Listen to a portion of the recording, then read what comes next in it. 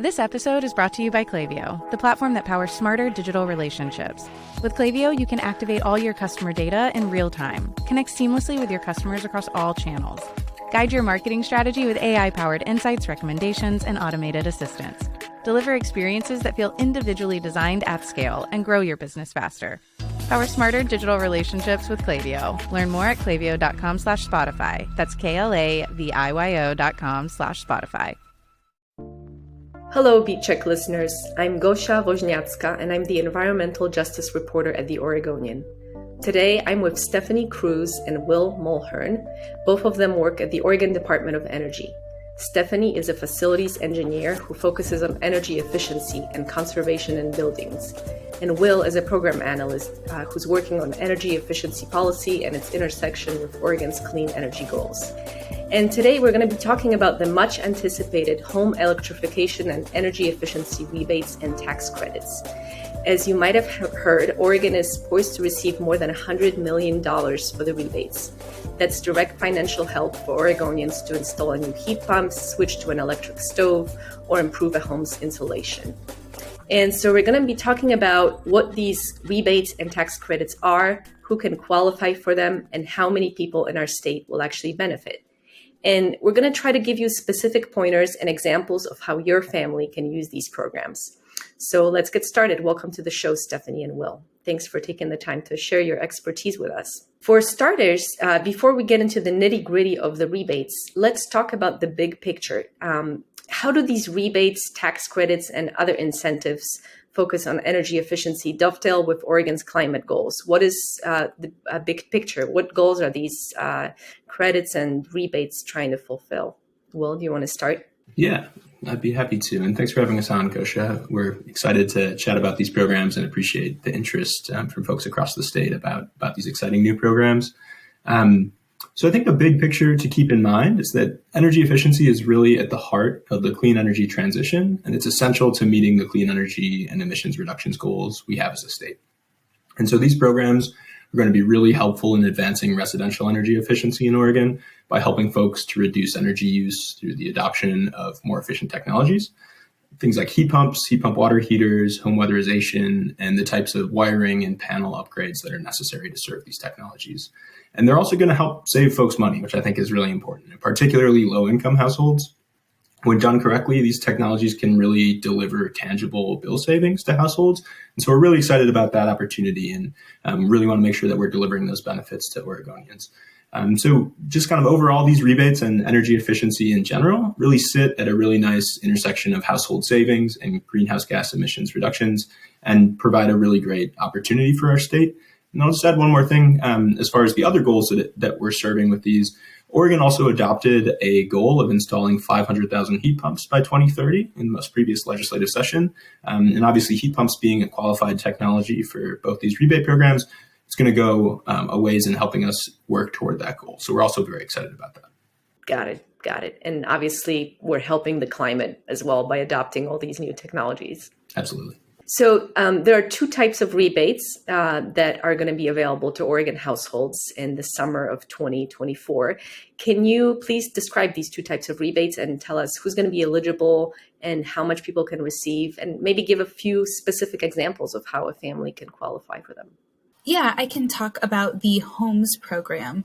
So the HOMES program is a performance-based energy efficiency rebate program where the participants' energy savings will need to be demonstrated as part of their eligibility requirements for the program. And that can come before the project is complete by doing an energy model, having either the contractor or an auditor come and do an energy model for the home, evaluate what options there are for energy savings in terms of projects, and then calculate an estimation of the savings from those. And depending on how much savings you can achieve, there's a lower tier at a minimum of 15% and a higher tier at 35% energy savings. You'd be eligible for a rebate under that program. The rebates start at $2,000 and increase up to $8,000, depending on if you're achieving the highest energy savings or if you qualify as a low-income participant. If a multifamily building has more than 50% of the households living in it that meet the income requirements to be low income, which is lower than 80% of the area median income, as defined by the federal HUD department, then they would be eligible to receive rebates on the same values per unit in the building to do energy efficiency upgrades. And this program, you may notice when Will talks about the other program, this one has lower rebate caps kind of across the board. So it's really designed to be a whole home based project. So a project that achieves the highest energy savings possible, but coordinates with other efficiency programs to help cover more of the costs for low income families. So ideally, this program would work in combination with the local utility program and any other available programs, and kind of braid those funds together to deliver the energy savings to the lowest income families. Got it. So people could combine potentially other incentives alongside this one. Yeah, and I'm happy to cover the second program, which is the Home Electrification and Appliance Rebate Program. You'll hear it abbreviated as the HERE program. This is a more straightforward rebate program where you're going to receive a point of sale rebate for the purchase of a qualified electric appliance. So this is very similar with what people probably think about when they think about what a rebate program looks like. And this includes heat pumps for space heating and cooling, heat pump water heaters, electric stoves, panel upgrades, insulation and air sealing, and ventilation, and electric wiring. So lots of the things that we've mentioned already. A really key distinction on this program is that it's income qualified. So this is only available to households at or below 150% of the area median income. And that area median income, you'll hear it abbreviated AMI, that's based on the county level. And there are two tiers within this program. So below 80% of the area median income is considered low income. And those households are going to be eligible for the full cost of a project up to specific rebate limits that I can cover in a moment. And then between 80% and 150% of the AMI is considered moderate income. And these are households that can receive up to 50% of project costs and subject to the same appliance level limits. And no household can exceed $14,000 in total rebates. So the total cap for both low and moderate income households is $14,000. And then, as I mentioned, there are specific rebate amounts within each type of appliance. So for a heat pump, you can receive up to $8,000. For a heat pump water heater, it's $1,750. For electric stoves and heat pump clothes dryers as well, it's $840. For panel and electric load service center upgrades, it's $4,000. For insulation, air sealing, and ventilation, $1,600. And for electric wiring, it's $2,500. And sorry to rattle off a bunch of numbers, but I just wanted to make sure that folks could hear that up front. And that information is available on our website as well. And then, as I mentioned, you can kind of stack a combination of those up to $14,000. So for example, if you're a low income household and you buy an $8,000 heat pump, you'll get the full cost covered because that's under that $8,000 heat pump limit. And let's say you also get a panel upgrade because you need to upgrade your panel to serve that heat pump. And that upgrade costs $4,000. That's still right at that limit. And then you could also purchase a heat pump water heater. Let's just say that that's $1,750. And with all of those together, you're going to come out just under that $14,000 cap. So if you're a low income household, you can kind of do those three things at assuming the prices I mentioned, and you'll be below that cap. So these are really deep rebates that folks can take advantage of. And it looks similar for moderate income households, but you just get half the cost for each of those. So a moderate income household would get $4,000 for an $8,000 heat pump. And I guess one final thing to note is the numbers I've laid out are what are set in the federal guidelines. As a state, when we go to apply for these programs, we have some discretion over if we change those. And we're going to make those decisions based on the feedback we hear from stakeholders. And I know we'll talk a little bit more about that later in the interview, but just want to note that there's potential that top 150% AMI could be lowered in our state's application if we determine that that's a better fit for the needs of our state. And again, that's going to be based on our outreach and stakeholder engagement process. Got it. Thank you. So pretty generous rebates. And my understanding is that they're not just for homeowners, correct? Can renters use them? What about folks who are owners of rental housing? Yes, the programs are available to both homeowners as well as owners of rental properties, and through extension to renters themselves. So with the renter's eligibility, it will be the income qualification will be based on the renter rather than the owner of a rental property. And depending on whether the measure that's being installed requires the landlord to sign off on it. So if it's something major that requires by their lease for the landlord to be involved, of course they'd have to be involved. But for something fairly minor, for an appliance that the renter would take with them, if it's on the eligible list, then they would be able to access the rebate directly or to access it through their landlord if it's something, as I said, more of a major change to their home. Got it. Got it. Thank you. So as you both mentioned, these rebates have targets for low income and multifamily households. Specifically, a certain percentage of the funding has to go to low income and multifamily households. The state also has to follow this initiative called the Justice 40 initiative, which was adopted by the federal government and establishes that 40% of the benefits of some federal investments have to flow to disadvantaged communities. So I think pretty much everybody understands what low-income households are, but what are disadvantaged communities? Can you talk about how the state will decide who is disadvantaged in Oregon? So the Justice 40 that you mentioned is based on an executive order that was issued by President Biden, and it prioritizes actions for federal programs to make sure that 40% of the benefits of some of the investments, specifically including these two programs we're talking about today, flow to communities that are marginalized, underserved, and overburdened in many categories, including fossil dependence, energy burden, environmental and climate hazards, and other socioeconomic vulnerabilities.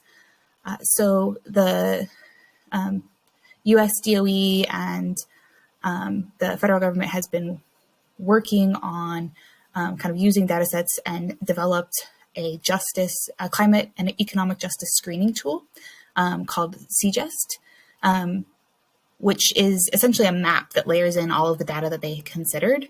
And they designated census tract by census tract which communities are eligible and meet this requirement of a disadvantaged community.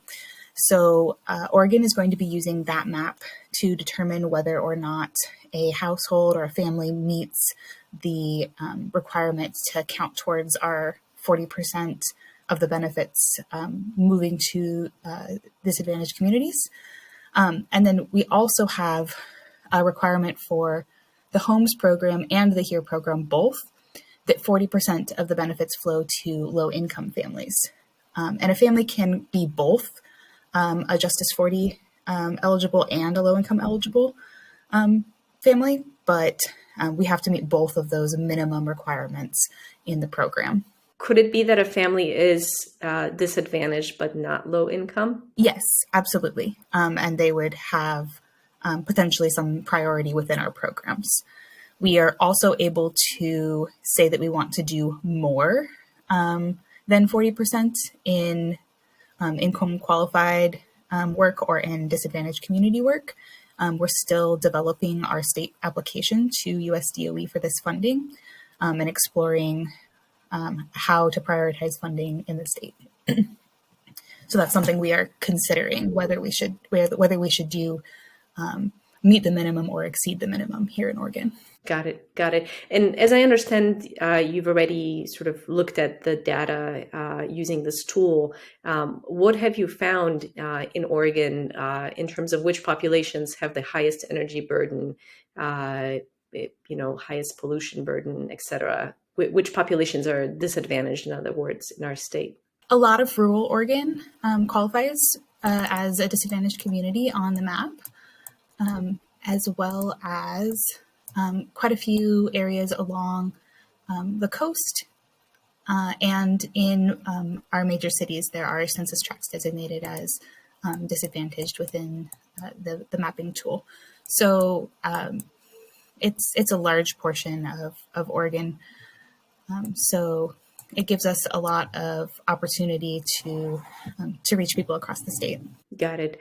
How is the state going to target those disadvantaged communities to convince them to apply for these programs? Like, is there going to be more outreach or more marketing of these programs in those parts of the state? Yeah, and I'm happy to jump in and speak to that a little bit. So we have, absolutely, that's going to be our approach. We want to make sure that we're meeting these communities where they are and that we're delivering to meet their needs. And we've already started conversations with partners working in these communities to really understand how best we can do this outreach and how we can connect with these communities and make them aware of these opportunities and also make it easy for them to apply and actually see the benefits. So we're really fortunate in Oregon, I'm sure a lot of listeners know, to have a lot of really engaged community-based organizations who are doing a lot of this work in these communities. And so we're looking at how best we can support them kind of within the federal guidelines and work with them as partners to do some of this outreach. And we really want to build up the existing good work that they're doing that's being done across the state instead of trying to reinvent the wheel. So that will definitely be part of our approach. And we really want to work closely with some of these community organizations to make that happen. Got it. So we know that mostly low-income folks and people with high energy burdens and other ways of other disadvantaged communities are going to qualify for these. And your department recently did an analysis of these rebates, and it showed that only about 13,000 Oregon households will likely benefit from the rebates. That's less than 1% of Oregon's households. It's a tiny, tiny percentage for a program that's awaited by so many people. Why will so few people benefit? So it's really hard to kind of level set that $114 million, kind of cycling down, dividing that out by rebate values. And we get down to that about 13,000 families are going to ultimately benefit from the program. But the reason for that is that these programs have set really generous rebate amounts, and they were designed specifically to support the households we've been talking about, the low-income households and the disadvantaged households that wouldn't be able to do these types of energy upgrades without that high level of assistance. So it's kind of by design that these programs are going to be limited. And so that sets us up with the challenge of making sure that the funding that we send out and the families that we reach in our programs really are those that aren't being served by other existing programs in Oregon. So we're definitely looking at where existing programs are effective, where they're reaching low-income families, and trying to figure out how to support and expand the reach of those programs using these funds. So where we can offer partial rebates because the families are being supported by other programs, we'll do that, and that may expand the number of households we reach. But we also want to be able to offer those higher rebate values in areas where they don't have other available assistance. So it's really a balance as we build this program of how to reach the most families and make sure that the impact is actually meeting the goal of delivering those reduced energy bill costs to the family, as well as meeting the simultaneous climate goals. Thank you. So it's pretty clear from what you're saying is that most people, most households in our state are not going to benefit from the rebates because it's just 13,000 households across the entire state. So what else is there for everybody else? We mentioned at the very beginning that there are tax credits in addition to rebates. Can you talk about the tax credits, who can qualify for them, and how much can people deduct from their tax returns? Yeah, happy to speak to that a little bit. And yeah, thanks for bringing that up. So the tax credits are a really great option for a lot of households, and they were also a really big piece of the Inflation Reduction Act, though I think they've gotten a little bit less of the publicity than the rebates. But to start, I do want to clarify, so these are federal tax credits. And so I can speak to them a little bit, but ultimately these are administered at the federal level. And another important caveat is I'm not a tax professional, nor is anyone at Odo. And so folks who are interested in taking advantage of these should really speak with a qualified tax professional. And that would be the advice we would give folks who'd like to take advantage of the credits. But to kind of summarize what they are, these are credits that are available for home energy efficiency upgrades, and that includes heat pumps and necessary panel upgrades with heat pumps. And they're also available for home weatherization, so things like windows, doors, insulation. And another piece of the credits is that home energy audits are covered. And home energy audits can be a really good starting place for learning about how you can improve the efficiency of your home and improve the air quality and health of your home. So you can get a $2,000 credit for a heat pump, and you can get up to $1,200 for weatherization measures. And there's specific limits within that on windows, doors, insulation, and home energy audits. But they're relatively generous credits, and we hope that folks will see them as a great opportunity and that they could go a long way in helping kind of extend the reach of some of these programs. And I want to reiterate one thing, that what a tax credit is. It's an amount that people can deduct from their tax returns to reduce the income tax they owe. So it's kind of like a rebate, except you can get it when you're about to pay your taxes. And there's one caveat. One thing to note is that you have to have tax liability in order to get these tax credits to work for you. So if you have no tax liability, if you're really low income, you're not going to benefit from those. And the other thing to note is that these tax credits are non-refundable. So you won't get a refund if the tax credit value exceeds your tax liability. So these credits can help reduce your taxes to zero if you pay just a few $1,000s in taxes, but you're not going to get a refund from them. Just wanted to note that. And the great thing about these tax credits, from what I've read, is that they're available right now and they renew every year for 10 years. So you can use these until 2032. Is that correct, Will? Or Stephanie, can you talk more about the sort of renewable aspect of these tax credits and give us an example of how a family could use these credits year after year to do all sorts of efficiency upgrades in their home? Yeah, you're correct, Gosha. There's a really big opportunity here. So according to the Energy Star website, there's actually a section outlining how to maximize your tax credits.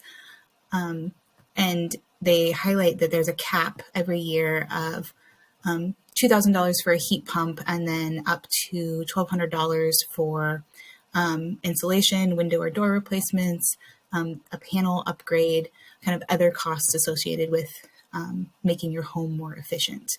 So by using that cap as your guide, you could do small projects kind of spread out over the 10 years, depending on when your family can afford to do the upgrades. And keep that cap in mind as you do your projects. So like 1 year you could do your heat pump and the panel upgrade and hit that $3,200 cap. And then the following year or a couple years later, you can say, okay, well, now I need to do insulation in the attic, and I really need to replace my front door because it's letting in a bunch of air and doesn't have a lot of insulative value. So then you could do that the following year. And it would give you the opportunity to, kind of spread out the cost that you're incurring by doing these projects, but also stay under the cap each year for the tax credits, and try to maximize the benefit that you're receiving through these tax credit programs. Got it. Thank you. So we've talked about the rebates and the credits, and I want to clarify a few things. So if you're a low-income family who's wanting to get a new heat pump or energy upgrades, and you can't use the tax credits because you don't have tax liability, you should basically wait and apply for the rebates. Are those rebates going to be given out first come, first served? Should people basically be ready to hit the apply button when summer 2024 comes around?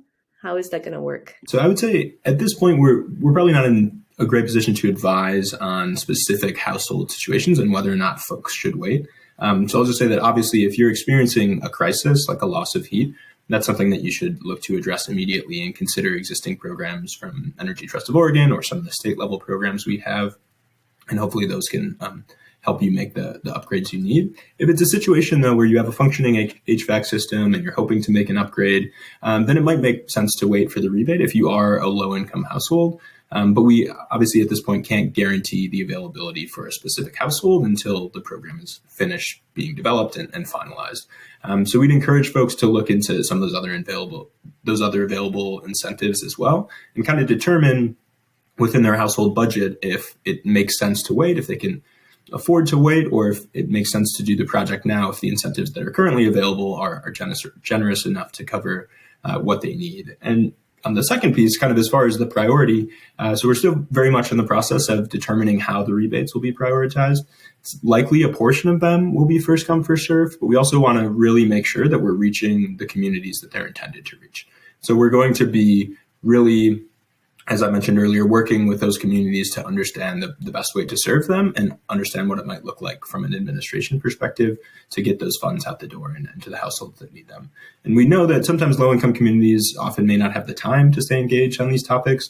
And so it may take a bit more time for them to find these opportunities and apply. And we want to be really mindful of that when we're thinking about things like first come, first serve, that sometimes that can disadvantage folks that just might not have the time and energy to spend kind of monitoring these things. And so that's another huge part of our engagement process is to understand the best way to get these out the door and to reach the communities and distribute them across the state in an equitable way. And you mentioned other programs, other existing programs, since only 13,000 households will benefit. And there's a lot more low income and disadvantaged households in Oregon. I'm pretty sure of that. Those who don't qualify for the rebates and don't have the tax liability to qualify for the tax credits, where else can they get financial help if they really do need a heat pump or electric stove or home insulation? Where else can they turn? So there are actually a lot of programs operating in Oregon that could potentially help. So depending on where you live, typically determines what programs you're eligible for. But in the Portland metro area, there are both energy trust programs, their standard offerings, and a low-income program that they run. There's also the Portland Clean Energy Fund, which right now has two kind of preliminary programs operating that are doing deep energy efficiency retrofits for low-income households. And they're just about to launch a new round of funding that will really expand the number of households that they're able to serve in Oregon, or in the Portland metro area. And in Portland as well, and across the whole state, there are low-income weatherization programs operated by the local CAP agencies. So that's usually county by county. They're offered through the Housing and Community Services Department, and there's a kind of a community level program implementer for each area of the state. So if you go to the Oregon Housing and Community Services webpage, that can direct you to the local contact for your area if you're looking to access that program. Energy Trust, like I mentioned, in the Portland area, they have both their standard offerings for kind of the general population. They also have specific low-income programs that serve their whole service area in the state. And like geographically, they serve around half of the state. And by population, they serve more than half of the state. So there's a good chance that you may be eligible for their programs. And then outside of Energy Trust service territory, we have 37 different consumer-owned utilities, and they typically have energy efficiency offerings in their territory, although it varies a little bit depending on which utility serves you for electric, what exactly they offer, but they typically have programs aimed at residential houses, as well as some of them have programs that are designed to help reach low-income families. So there's a lot of help out there, and that's just outside of the Oregon Department of Energy's offerings. We also have two heat pump programs that we are currently operating. They are both short-term programs that were authorized as part of the big cooling package that happened after the heat dome event. And so both of those programs are currently active. The residential rental home heat pump program is open statewide, and that one, your contractor would apply on your behalf at the Oregon Department of Energy. And then we also have the community heat pump deployment program, and that one is designed more for homeowners than for rental property. That one has active programs in some areas of the state, and we are working on another round of trying to get regional implementers ready to run the program in other areas of the state. So there's a lot out there. If you're having trouble navigating these programs and you need help to kind of figure out what you might be eligible for and where you should look for information, we have links available on our website. And we also have our Ask Energy hotline, so you can call the Oregon Department of Energy or email us, and we will be happy to give you kind of a little bit more of a customized list to help you figure out what you might be eligible for and who you should reach out to. Great. And we'll try to link to that in our show notes. Thank you for that. One thing I also wanted to ask as a follow-up is, what about for moderate income families or even upper income families? Do they get any financial support for moderate income, or even, financial incentive to make the switch? Yeah, and I can jump in and take that. I think if you're a moderate income family, if you have that tax liability, then we'd recommend at least considering the tax credits and seeing if those work for you. That's something that's available now. It's really kind of a known quantity, and so it's a great opportunity for folks to take advantage of that. And then I'd also recommend looking into many of the incentives that Stephanie had mentioned. There's a lot of great opportunities out there for moderate and higher income folks to kind of take advantage of some of those rebates, whether they're offered through their utility, or whether it's the tax credits or similar programs. So that would be the first place I would recommend to look. And then I think it ultimately becomes kind of a household decision. So if you look at what's available to you and you decide that those work within your current budget, then I think it might make a lot of sense to pursue those projects now and to take advantage of the incentives that are currently available. If you kind of look at what's out there and maybe it's not quite enough and you're in the moderate income category, then potentially it could make sense to wait or to do some of the projects this year, take advantage of that tax credit, and then maybe hold out for bigger projects. However, we really want to emphasize that we think folks should really consider upgrading as soon as possible if it's something that they can make work within their budget, particularly kind of in that moderate and for sure the upper income space. I think you get into an area where a lot of those folks can see real tangible benefits from the tax credits. Got it. And energy savings on their utility bills once they get the projects done. Absolutely. Yeah. I think that's a key part of this that maybe I haven't, neither of us have emphasized enough, is in addition to the incentives, a lot of this equipment is going to deliver monthly bill savings to you. And that should be part of the calculation as well. So we talked about a lot of different options today for both the rebates and the tax credits and other programs, whether through the utilities or Energy Trust of Oregon. It may be a little confusing to some people since there's so many different opportunities. And I wanted to let them know about an important resource that your department is working on, some sort of a one-stop shop where people will be able to figure out what's available to them. Can you talk a little bit about this one-stop shop, what it will be and when it will be available? The one-stop shop that you mentioned, we are working on developing that in coordination with our development of the Homes in Here programs. And our hope is to launch a version of that with the two programs to help people navigate to what they're eligible for. So we are working actively with our partners at other programs across the state, trying to define exactly what we need to include and what functionalities we need to include, and keeping that user experience in mind, trying to make it as clear and as simple as possible for them to access and to look through their options. So we anticipate that we will offer a mostly online version to start with, and then depending on how that goes and what the needs we identify kind of going forward, to work on creating expansions for that to make it more user-friendly and more accessible across the state. Thank you. Lastly, how can people stay involved? Are there going to be listening sessions, opportunities for people to comment? How can people stay up to date on what's happening and when, be informed when these rebates are actually rolled out? So we did hold 3 public input sessions in October. These are recorded and located on our website, which I think we can provide you with a link to put in the show notes. And if folks would like to listen to these and understand where the discussion has been thus far and get a little bit more information on the details of the program, that's a great place to look. We had really good engagement there, and really appreciative for the folks that spent their time to help give the type of feedback that we needed to start making some of these decisions. If they're interested in providing input, we also have a feedback form on our website that we're using to collect further public comment and public input that's ultimately going to help inform program design. So I'd really encourage folks, if they'd like to submit something via writing, that's a great place to do it.